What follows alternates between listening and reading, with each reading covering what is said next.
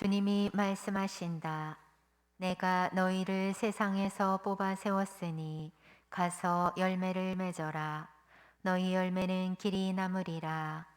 할렐루야. 주님께서 여러분과 함께 또한 사제의 영과 함께 마르코가 전한 거룩한 복음입니다. 주님 영광 받으소서.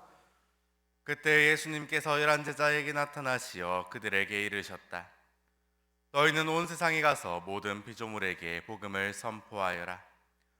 믿고 세례를 받는 이는 구원을 받고 믿지 않는 자는 단죄를 받을 것이다. 믿는 이들에게는 이러한 표징들이 따를 것이다. 곧 내 이름으로 마귀들을 쫓아내고 새로운 언어들을 말하며 손으로 뱀을 집어들고 독을 마셔도 아무런 해도 입지 않으며 또 병자들에게 손을 얹으면 병이 나을 것이다. 주님의 말씀입니다. 그리스도님 찬미합니다. 앉으십시오. 참 예수님,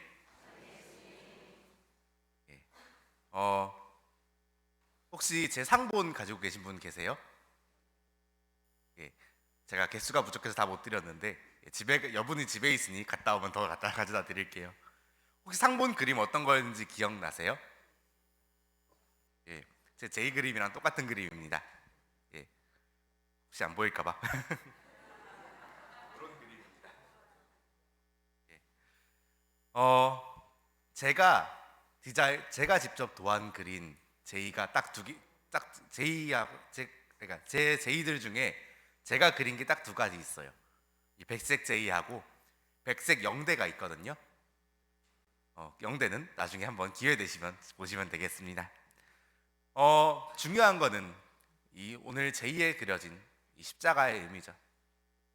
십자가에 감긴 포도나무 그림이 제 제이의 내용입니다. 여기에 어떤 의미가 담겨 있을까요?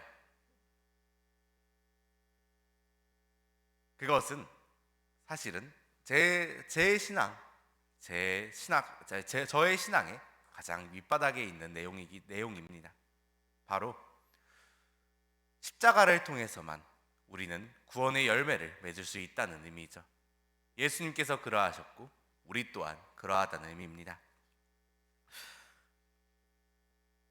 오늘은 이제 바오로 사도의 회심 주기를 맞이하여 이제 저의 부르심에 대한 이야기를 조금 나눠볼까 하는 생각이 들었습니다.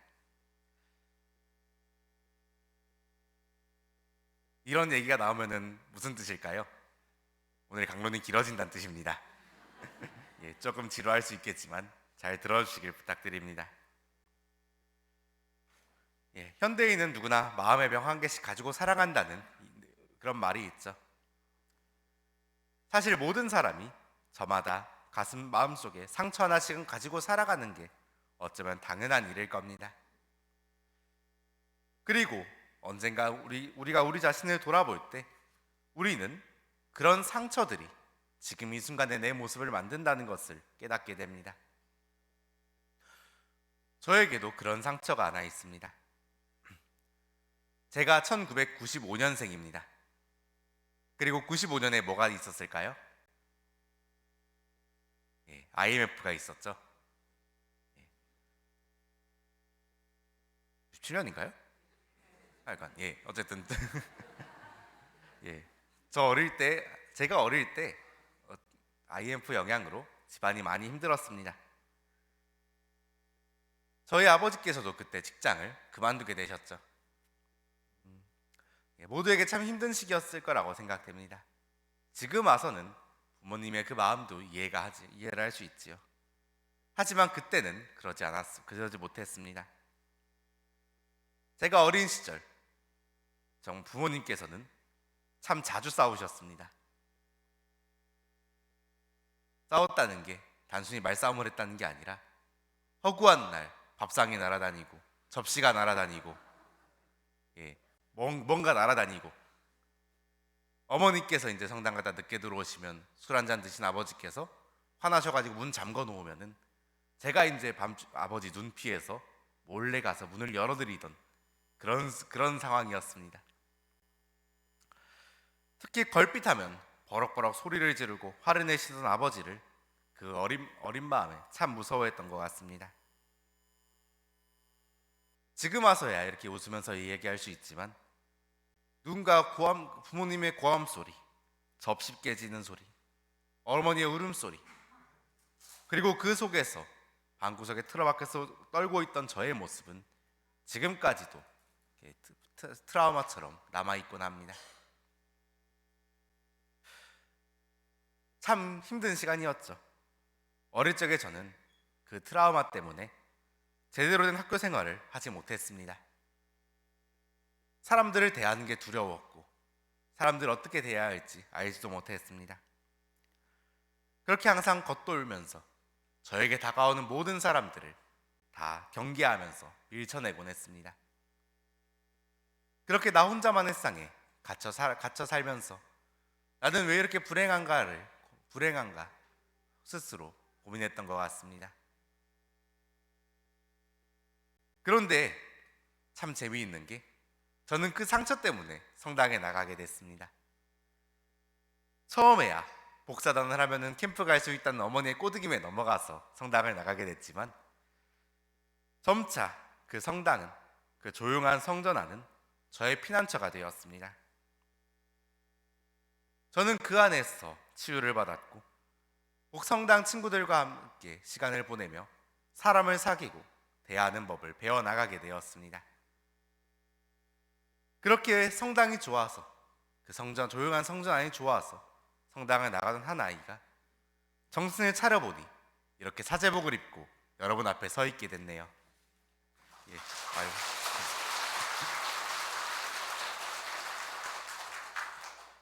예. 주님께서는 참으로 오묘하십니다. 그분께서는 제가 받은 상처들을 통해서 저를 부르셨습니다. 제 상처가 저를 주님과 만나게 했고 제 상처가 저를 주님께로 이끌었습니다.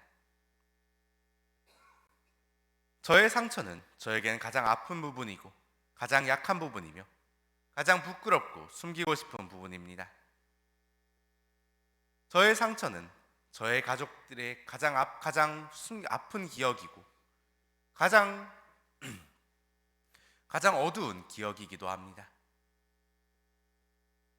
그러나 그분께서는 저의 잘나고 드러내고 싶은 부분이 아니라 그 가장 아프고 은밀하고 약한 곳을 통해서 저를 부르셨습니다. 그리고 저의 그 상처가 바로 주님을 만나게 하는 길이었다는 사실을 제가 깨달은 순간 그 상처는 저에게 더 이상 떠올리기 싫은 아픈 과거가 아니라 축복이자 은총으로 바뀔 수 있게 되었습니다. 지금은 고백할 수 있습니다.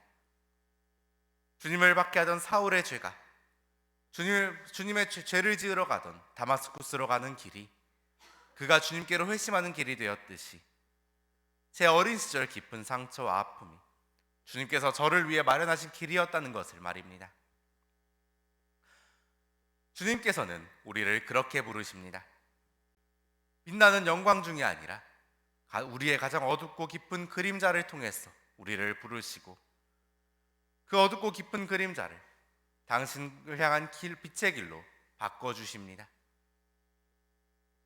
그것이 바로 주님의 십자가이며 십자가의 신비라는 것을 저는 오늘 다시금 묵상하게 됩니다. 오늘 우리가 주님을 향해 나아갈 수 있기를 기도합니다. 우리의 가장 깊은 상처가 주님을 향한 길로 은총과 축복으로 바뀔 수 있기를 기도합니다. 우리 가슴 속에 있는 십자가가 생명의 열매를 맺는 포도나무를 위한 지지대가 될 수 있기를 오늘 미사 중에 함께 기도합니다. 오늘 영성채송 말씀 함께 묵상하며 강론을 마무리합시다.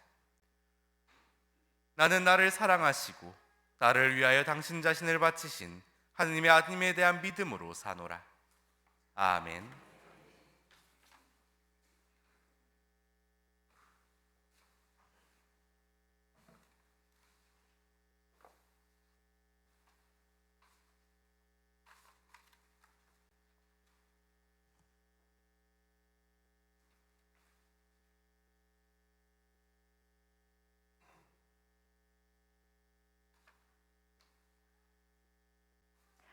성찬절례를 시작합니다. 봉헌성가 221번 부르겠습니다.